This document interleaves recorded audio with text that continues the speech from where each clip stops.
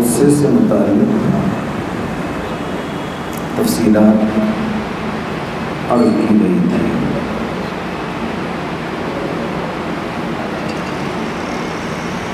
اللہ تبارک و تعالیٰ نے قرآن مجید میں ارشاد فرمایا وَالْكَاظِمِينَ الْغَيْظَ وَالْعَافِينَ عَنِ النَّاسِ، غصے کو پی جانے والے اور لوگوں کو معاف کرنے والے۔ علماء نے لکھا کہ جتنے گھونٹ پی جاتے ہیں، جتنے گھونٹ پیے جائیں،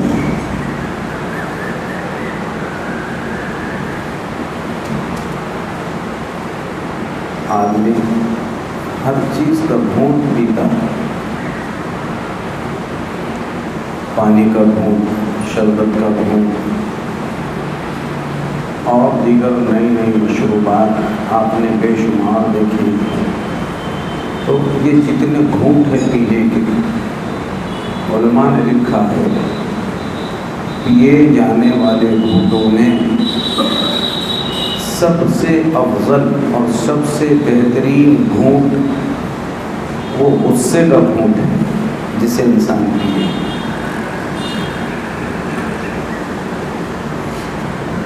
آپ چاہیں موسمی کا شربت پی لیں، ناریل کا پانی پی لیں، جوس بار پی لیں، پانی پی لیں، شربت پی لیں، ان تمام گھونٹوں میں علماء نے لکھا ہے دو گھونٹ سب سے افضل ہے۔ دو گھونٹ ایسے ہیں جو سب سے افضل ہے۔ ایک ہے زمزم کے پانی کا گھونٹ، یہ سب سے افضل ہے، زمزم کے پانی کا گھونٹ، اس سے افضل کوئی گھونٹ نہیں۔ اور دوسرا ہے غصے کا گھونٹ، پینے کے لائق اگر کوئی گھونٹ سب سے زیادہ اہم، افضل، فضیلت کے لائق ہے تو وہ یہ دو گھونٹ ہے کہ زمزم کے پانی کا گھونٹ آدمی پی جائے اور غصے کا گھونٹ انسان پی جائے۔ یہ دو گھونٹ ایسے ہیں جو سارے گھونٹوں میں افضل گھونٹ بن۔ اس کو تو کتنے مذاکرے میں لانا چاہیے، کبھی ہم نے سوچی نہیں کہ سب سے اچھی چیز جو پلانے کے لائق ہے وہ کیا ہے۔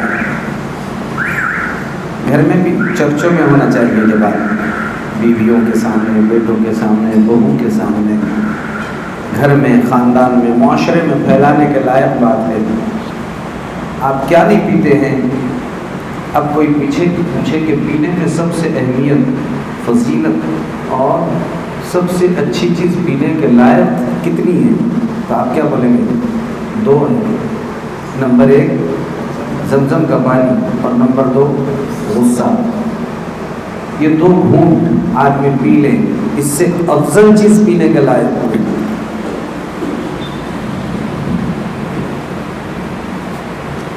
تو بات چل رہی تھی غصے پر کہ غصہ یہ اس قابل نہیں ہے کہ اس کو سنبھالا جائے، رکھا جائے دیر تک۔ اسی لیے حدیث پاک میں رسول اللہ صلی اللہ علیہ وسلم نے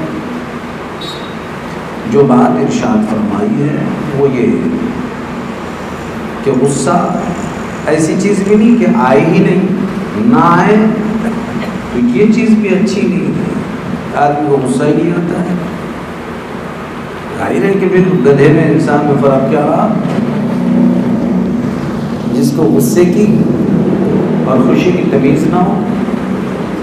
غصہ فطرت ہے انسان کا، ہونا چاہیے، لیکن جائز باتیں جو حدود ہے ان حدود میں غصہ۔ اور پھر اگر غصہ آئے بھی تو بہترین غصہ وہ ہے جو آئے ضرور لیکن آئے تاخیر سے اور جائے جلدی سے۔ بہت سارا جھگڑا ہو رہا ہے، کوئی واقعہ پیش آیا، غصہ آنا چاہیے لیکن آئے کب؟ دیر سے آئے، اور جائے کب؟ جلدی سے۔ تو غصے میں یہ غصہ بہتر ہے، افضل ہے کوئی حرج نہیں، دیر سے آیا اور جلدی سے گیا۔ مردوں میں عورتوں میں یہ بات چلانے کے لائق اور قابل ہے۔ غصہ ہو ایسا، ابھی جھگڑا بھی شروع نہیں ہوا، غصہ تیز ہو گیا، اب جائے گا کب یہ لڑائی جھگڑا؟ تو ایسا نہیں کہ چلو 2-3 منٹ تو ختم ہو گئی، آئے دیر سے اور جائے جلدی سے، یہ سب سے اچھا غصہ ہے۔ سب سے برا، سب سے خراب، سب سے نقصان دہ غصہ ہو جو آئے جلدی سے اور جائے دیر سے، سب سے نقصان دہ۔ معلوم نہیں اتنی دیر میں یہ کب کیا نقصان کر بیٹھے گا۔ یہ سب سے خراب غصہ ہے، غلط غصہ، اچھا نہیں ہے۔ اللہ کے رسول صلی اللہ علیہ وسلم صحابہ رضوان اللہ تعالی علیہم اجمعین کی تربیت فرماتے تھے، تو ان میں ان باتوں کا خاص طور پر مذاکرہ فرماتے تھے، ہمت، حوصلہ دلاتے تھے، ان کو بتاتے تھے غصہ کب مطلوب ہے، کیسا کرنا چاہیے۔ مثال دے کے آپ نے اسی پر ارشاد فرمایا کہ پہلوان صرف وہی نہیں ہے جو میدان میں اپنے مقابل کو پچھاڑ دے، گرا دے، یقیناً اپنے مد مقابل کو گرانے والا پہلوان ہے، لیکن اس سے بڑا پہلوان وہ ہے کہ جب غصہ آ جائے تو غصے کے وقت اپنے آپ کو قابو میں رکھ دے، یہ بڑا پہلوان ہے، اسے اچھا پہلوان کہا گیا ہے جو اپنے غصے کو قابو میں رکھنا ہے، کنٹرول میں رکھنا ہے۔ دیکھو نا کتنی اہم باتیں بتائی اپنے پیارے پیغمبر صلی اللہ علیہ وسلم۔ اب یہ باتیں ہمارے سامنے کھل کے رہنا چاہیے۔ نہیں ہونے کی وجہ سے باپ بیٹے پر غصہ کر رہا ہے، ماں بہو پر غصہ کر رہی ہے، بیوی میاں بیوی میں جوڑ باقی نہیں رہ رہا ہے، میاں بیوی میں جوڑ باقی نہیں، غصے کی وجہ سے دونوں میں جوڑ نہیں، ماں باپ میں اور اولاد میں غصے کی وجہ سے جوڑ نہیں، خریدنے والے میں اور بیچنے والے میں غصے کی وجہ سے جوڑ نہیں، پڑوسی میں غصے کی وجہ سے جوڑ نہیں، ملازمت کرنے والے میں اور آفیسر میں غصے کی وجہ سے جوڑ نہیں، چھوٹوں میں بڑوں میں غصے کی وجہ سے جوڑ نہیں، شاگرد اور استاذ میں غصے کی وجہ سے جوڑ نہیں۔ آپ ایسی سینکڑوں مثالیں بنا سکتے ہیں کہ یہ جو جوڑ نہیں ہو رہا ہے، بولو کس کی وجہ سے نہیں ہو رہا ہے؟ غصے کی وجہ سے۔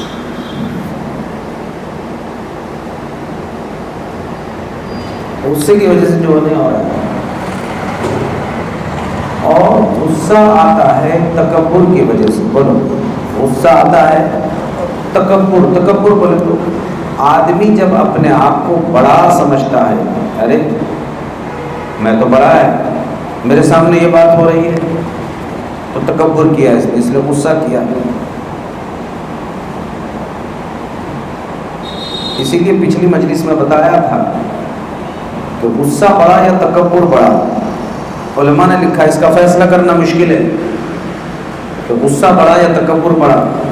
کہتے ہیں کہ اس کی مثال انڈے اور مرغی کی جیسی ہے کہ انڈا پہلے کہ مرغی پہلے، فیصلہ مشکل ہے۔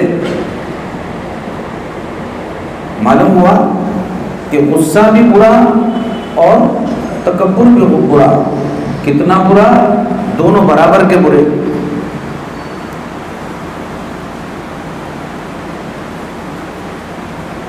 بلکہ غصہ ہی، یہ ساری غیبت غصے کی وجہ سے ہوتی ہے۔ آدمی کسی کو پیٹھ پیچھے غصے کی وجہ سے برا بولتا ہے، اس پر چڑ ہے، اسے غصہ ہے۔ حسد غصے کی وجہ سے ہوتا ہے، دل میں کینہ کپٹ غصے کی وجہ سے ہوتا ہے، دوسروں کو برا بھلا بولنا غصے کی وجہ سے ہوتا ہے. جتنے نقصانات ہو رہے ہیں یہ سب غصے کی وجہ سے ہو رہے ہیں.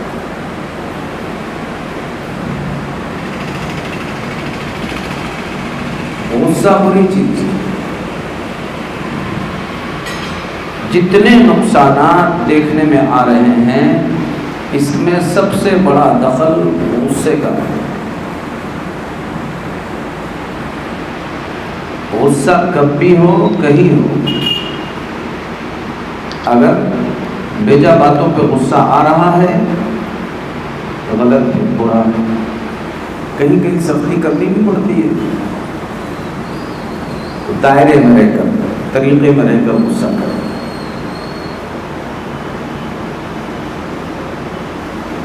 غصہ دائرے میں رہ کر کریں، طریقے میں رہ کر کریں، ترتیب سے کریں. بیجا غصہ نہیں کرنا چاہیے، ورنہ یہ غصہ تو انسان کو جلا کے خاکستر کر دیتا ہے. غصہ ایک آگ ہے، آگ جو بھڑکتا رہتا ہے.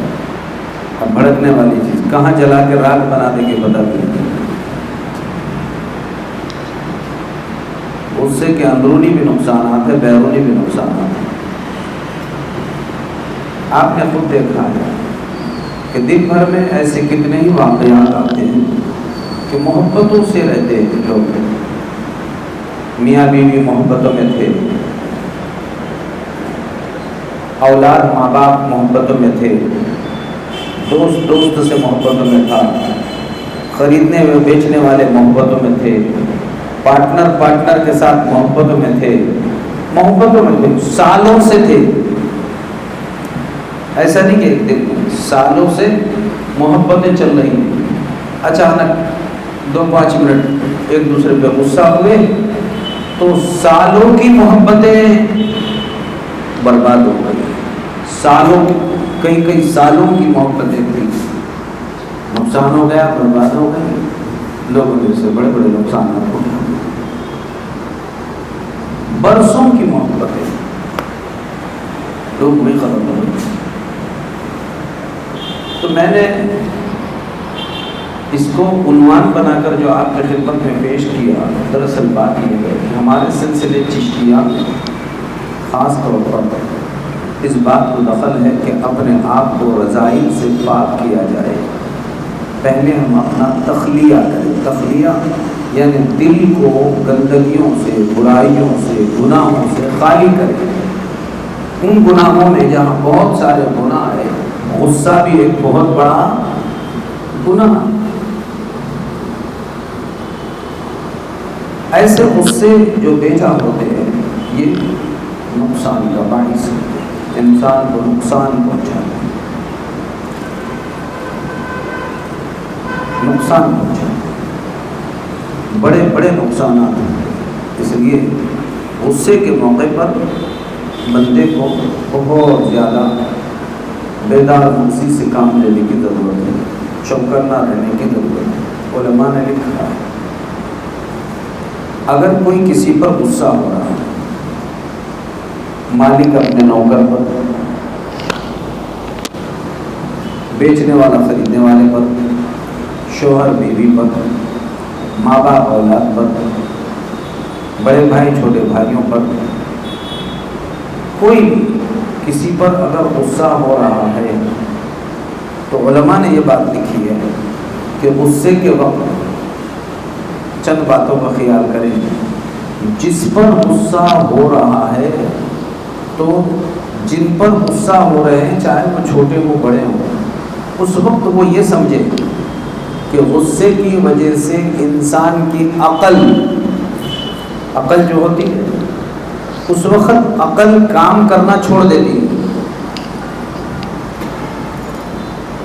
انسان عقل سے کوڑا ہو جاتا ہے. کس وقت؟ بولو. غصے کے وقت انسان کیا ہو جاتا ہے؟ عقل سے کوڑا ہو جاتا ہے. اب جب عقل سے کوڑا ہے، اب جب عقل ہی اس کا ساتھ نہیں دے رہی ہے تو ایسے شخص کی بات کا اعتبار ہو سکتا ہے؟ بولو. ایسے شخص کی بات کا اعتبار نہیں ہو سکتا. اس لیے جس پر غصہ ہو کیا جا رہا ہے اسے چاہیے کہ وہ اس کے جواب دینے کے چکر میں نہ پڑے، اس لیے کہ سامنے والے کے پاس ابھی عقل ہی نہیں ہے، وہ عقل سے کوڑا ہو کر غصہ کر رہا ہے۔ اب انہیں گالی دے رہا ہے تو آپ گالی کا جواب آپ گالی سے نہ دیں، آپ بھی بے عقل نہ بنے اس وقت، ورنہ انہیں غصے میں جہاں تک پہنچ رہا ہے آپ بھی وہیں چلے جائیں گے اور آپ بھی بڑے پیمانے پر نقصان اٹھائیں گے۔ اس لیے ہر غصہ اس قابل نہیں ہوتا ہے کہ اس کا جواب دیا جائے، ہر غصہ اس قابل نہیں ہے کہ اس کا جواب دیا جائے، اس سے جواب دینے کے لائق قابل نہیں ہوتا۔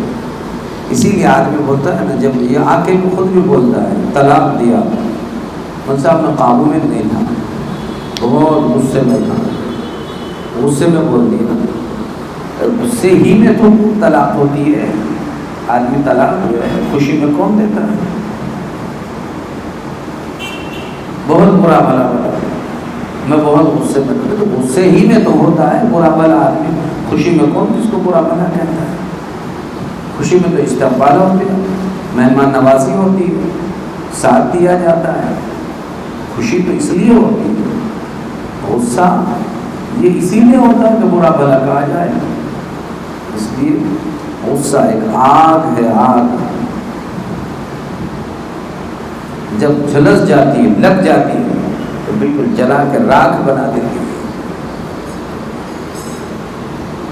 اسی لیے رسول اللہ صلی اللہ علیہ وسلم نے ارشاد فرمایا اجتنبوا الغضب، غصے سے پرہیز کرو، غصے سے بچو، حدیث میں حکم ہے غصے سے بچو، غصے سے پرہیز کرو، ورنہ غصہ تم کو ہلاک و برباد کر دیتا۔ اجتنبوا الغضب، غصے سے پرہیز کرو۔ اللہ کے رسول صلی اللہ علیہ وسلم نے فرمایا لا تغضب، غصہ مت کرو، منع فرماتے ہیں۔ آج کی مجلس میں تمام سالکین کی خدمت میں یہی پیغام ہے کہ انشاءاللہ طے کرو، غصے کے وقت اپنے آپ کو قابو میں رکھیں گے انشاءاللہ، جلدی غصہ نہیں آنے دیں گے، اور آ گیا تو جلدی ختم کر دیں گے، جلدی غصے کو سوار نہیں کریں گے، اور آ گیا تو جلدی ختم کریں گے، غصے کو زیادہ سنبھالیں گے نہیں، کب تک بھی غصہ چلتا ہے۔ اسے بولتے ہیں تخلیہ، کہ اب آج کی مجلس میں یہ طے کر کے جانا کہ مجھے اپنے آپ کو غصے سے خالی کرنا ہے، اور اگر آ گیا تو جلدی ختم کرنا، غصے کو سنبھال کے نہیں رکھنا ہے کہ دیر تک غصہ چلتا رہے۔ پھر جب غصہ کوئی شخص ہوتا ہے، اگر بیجا بات پر غصہ ہو رہا ہے، خواہ غصہ ہو رہا ہے، اس پر پکڑ بھی ہے۔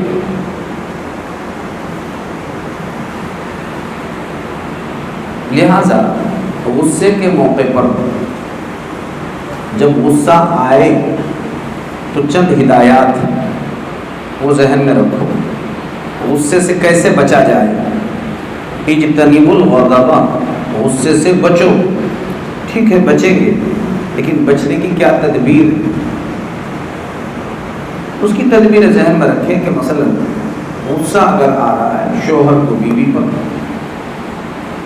ماں باپ کو اولاد پر، بڑے بھائیوں کو چھوٹے بھائیوں پر، اور اس کے علاوہ جن جن پر غصہ آتا ہے، تو ظاہر ہے کہ غصہ جب آئے گا تو سامنے والے سے کوئی ایسی حرکت نظر آئے گی جو ہم کو غصہ دلا رہی ہے، وہ نقصان کر رہا ہے، کوئی ایسی بات کر رہا ہے، تو غصہ ہونے سے پہلے غصہ کرنے والا سوچے یہ سامنے والے سے جو حرکت ہوئی یہ نہ اس کی وجہ سے ہوئی نہ میری وجہ سے ہوئی، میں نے تعلیم الاسلام میں بچپن میں پڑھا تھا خیرہ والقدر خیرہ وشرہ من اللہ تعالی، میرے تقدیر میں اچھا ہو یا برا، بولو کس کی طرف سے ہو رہا ہے؟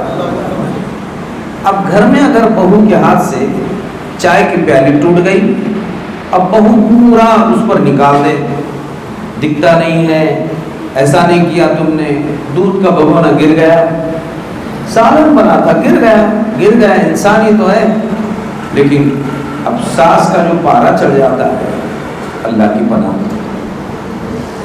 اس وقت کو یہ سوچے کہ یہی حرکت خود مجھ سے ہو سکتی ہے، میری بیٹی سے ہو سکتی ہے، تو کیا میں اس وقت یہی رویہ اس کے ساتھ اختیار کروں گی؟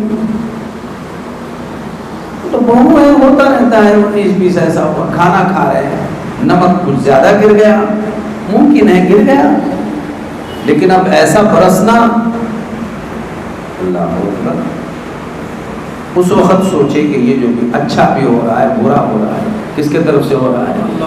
اللہ کی طرف سے ہو رہا ہے، لہٰذا میری ذمہ داری ہے میں برداشت کروں، قابو میں رہوں۔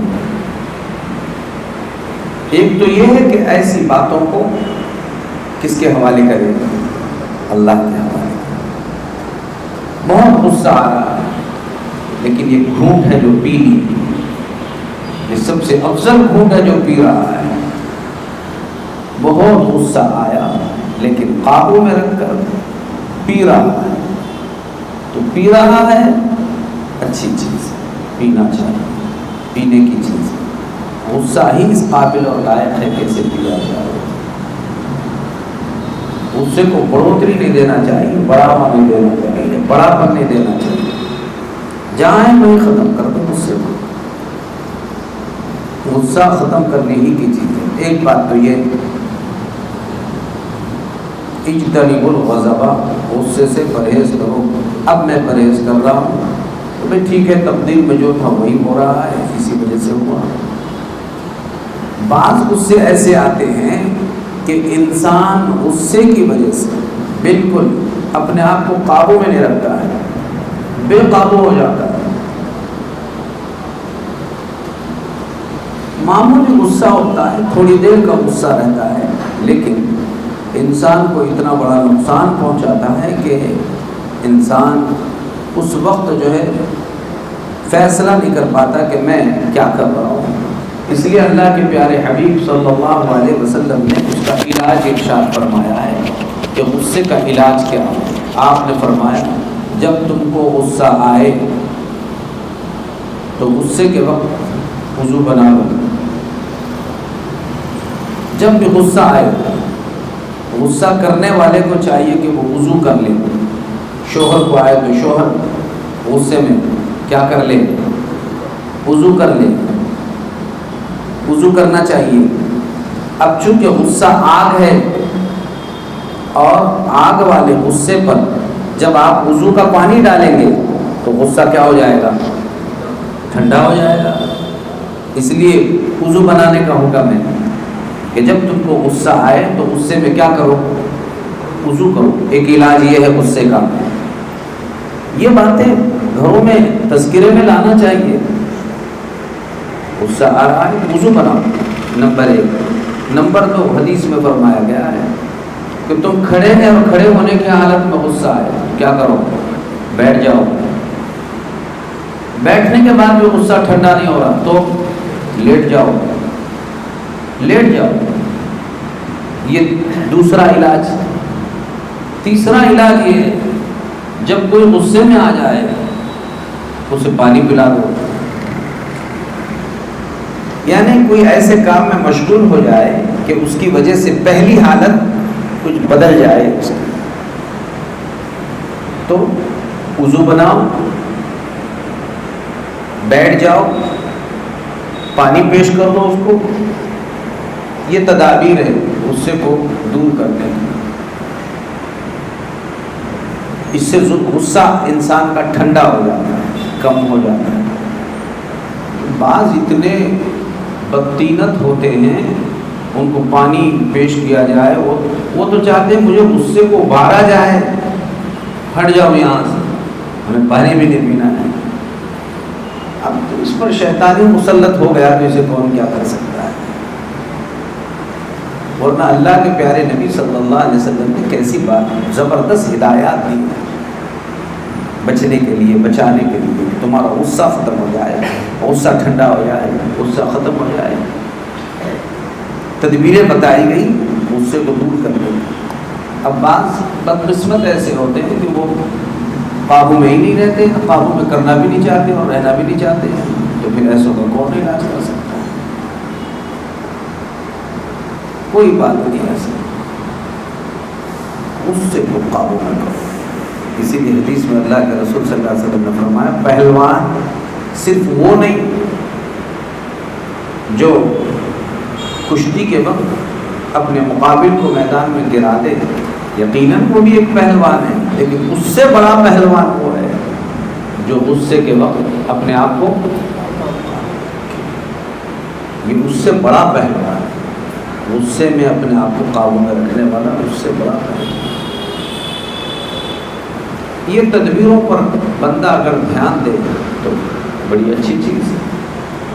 پھر کچھ تدبیریں وہ ہیں جو عقلی طور پر بھی سمجھ میں آتی ہے کہ ایسا شخص جب غصہ بہت زیادہ آ رہا ہے، اب ظاہر ہے کہ گھر میں ہے یا دوست میں ہے یا کسی محفل میں ہے، غصہ قابو میں ہی نہیں آ رہا ہے، وہ مجلس سے اٹھ جائے، چلا جائے، وہاں سے خود نکلے، یا جن پر غصہ ہو جا رہا ہے وہ نکل جائے، خود ہی غصہ ٹھنڈا ہو جائے گا، آپ کس پر غصہ کرے گا؟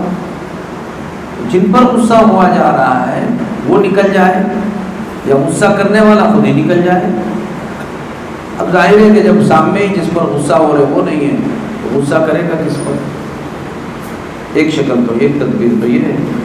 پھر میں نے جیسے اس سے پہلی مجلس میں بھی بتایا تھا، حضرت تھانوی رحمۃ اللہ علیہ کے پاس میاں بیوی میں ہمیشہ ہر وقت انبن رہتی تھی، بہت زیادہ غصہ کرتے تھے۔ اب اتنا غصہ کر کے بھی پھر وہ بیوی ہی تعویذ لینے کے واسطے آئی کہ حضرت شوہر بہت ہی تکلیف دیتا ہے، مارتا بہت ہے اور قابو میں نہیں رہتا ہے، بس مار دھاڑ گھر میں یہ بہت زیادہ ہوتا ہے۔ تو حضرت نے اس کے انداز سے سمجھ لیا کہ شوہر آخر مارتا کیوں ہے، تو اس کی زبان چلتی ہے، اس کا ہاتھ چلتا ہے۔ تو حضرت نے کہا کہ ٹھیک ہے، ایک تعویذ، ایک کنکر لاؤ، اور کنکر پر کچھ تو پڑھ کے پھونک کر دے دیا۔